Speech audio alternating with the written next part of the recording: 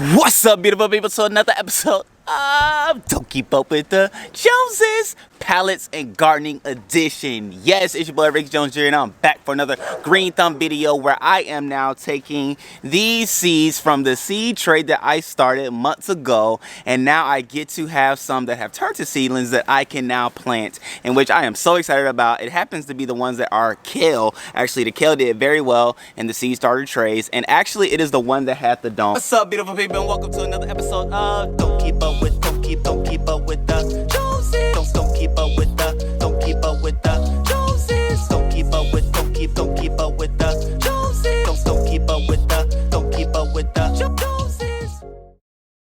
As you all know, I did two just to see like how it would go and flow and grow, pun intended. And so the one with the dome actually grew a lot better than the one without the dome, so I actually just put the dome on the one that didn't have it before, and obviously I need to water it right now, so hurt me later. Okay, let me go ahead and water it now before I get started. But nonetheless, I'm going to take the kale that has grown nice and beautifully back there. As you can see, it has grown very well in the back, which it hasn't really grown in the front. So what I'm gonna do is take the kale out from the back, plant it, and then rotate this situation around to see if the front area will grow then like the back area, and then just to see if next time I just need to turn it that way. But nonetheless, these have to go into the garden, into the containers, and that is what we'll do on this here video. So let me go ahead to the table and let's do our pots. All right, so as you all can see, we have the kale that has grown well in the back. I think this is like the Russian kale, Russian blue kale or something like that.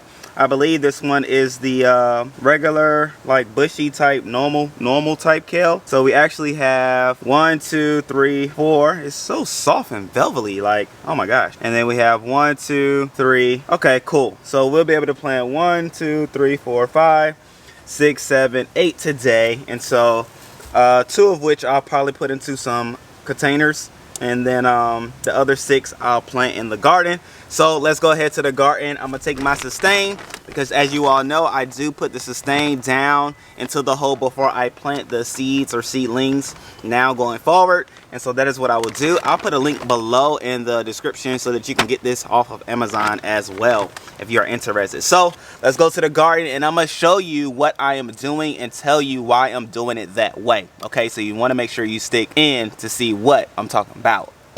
All right, beautiful people, so the first things first is to go ahead and remove the top dressing of the bed, because that's where like all your top soil is, and you want to be able to plant your seedlings underneath all of that good stuff. And then of course you'll just put it back on top to put around your roots and your stems and things like that, just to give it that nice support, as well as to be able to trap and lock in moisture as your plants grow. Now, as you can see on this side, we have collards growing. And so with collards growing nice, big, and bushy, I don't want anything protruding, so I wouldn't line it up side by side, because I wouldn't want them to compete for space, therefore sun, therefore photosynthesis and lack of growing potentially. So I'm gonna put it in the in-between spaces, okay? In-between spaces is where they will go, and then, you know, we'll go and grow from there. Now, the beauty of what I am doing is it allows it to have the proper space to grow properly, right? And so it's all about space. It's all about thinking ahead for your plants, making sure they get the amount of space for growth so that you can eat them, be satisfied with them, and you know, yourself grow because of them, right? That's the whole idea behind food, when you break it all down. So with that being said, let me go ahead and get my seedlings out. And so as you all saw, they were nice and dry. The reason why they were dry is that it makes it easier for you to go ahead and get the seedling out. So it's just a little squeeze there, and then of course you want to be nice and gentle with it. Just let that fall like there. And then I have my other seedling here, and that one actually has 2, so maybe I'll be able to break that off and get 2 for 1 there. We will see how that goes. We have this one here as well. It's gonna work just the same. All right, so that's enough for that one for now. So like I said, let me go ahead and plant here. All right, throw my sustain down.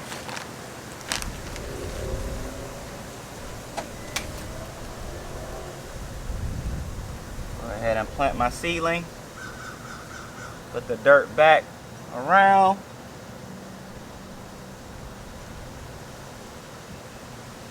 Just like that, one in the ground. Does not take long to get the job done.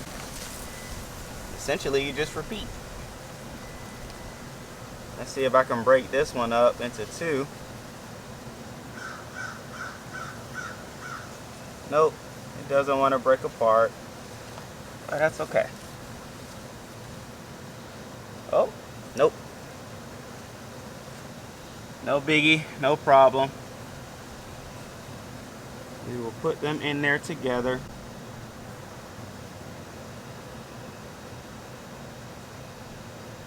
Oh, did get some detachment. It looks small for now, but they don't last small for long. All right, now that I have those in, go ahead and take these out. All right, so now I'm about to do the same in my container buckets with my kale that I have. So I'm gonna go ahead and make sure my hole is where and how I need it to be.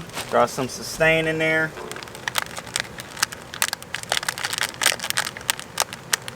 Pull out my kale seedling. Going steady wins the race, they say, huh? Go ahead and put all that container love back. All right, it has its new home, just as this one will as well. Stain. All right, done. Just like that. Both of them are transplanted. All right, so before I water them, I want to make sure that I go ahead and make the rotation as I was talking about, because even on the other one, well, actually the front half grew better. So let me turn them both, see what that does, and I'm gonna go ahead and water them so that they can be ready to grow as well. Now, the benefit of doing this when it's dry is that, as you saw, there was that top square that was easily able to, you know, go ahead and plant and give you something to grip. So that is the benefit of having it to be dry when you're transplanting your seedlings to your garden, okay? And then the benefit of doing these seeds is, of course, you know, where it grows and comes from, right? But then outside of that, it's cool.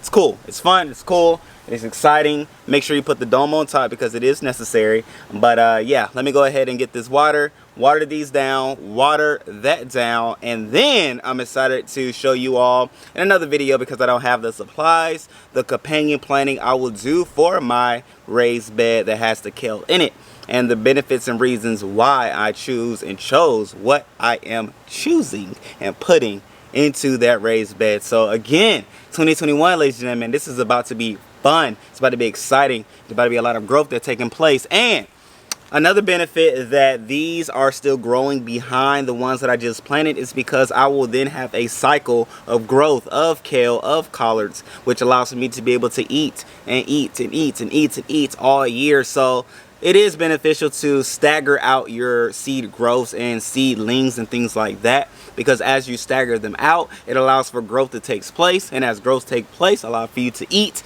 But if you have everything growing at the same time, you'll have too much to eat. But if you stagger it out, you'll never run out. Stagger it out so you never run out. Boy, that is good. Anyway, let me get to watering, and then hey, go ahead and subscribe if you haven't already done so. I love you all. 2021, show your love to us. All right. All right, let me go water.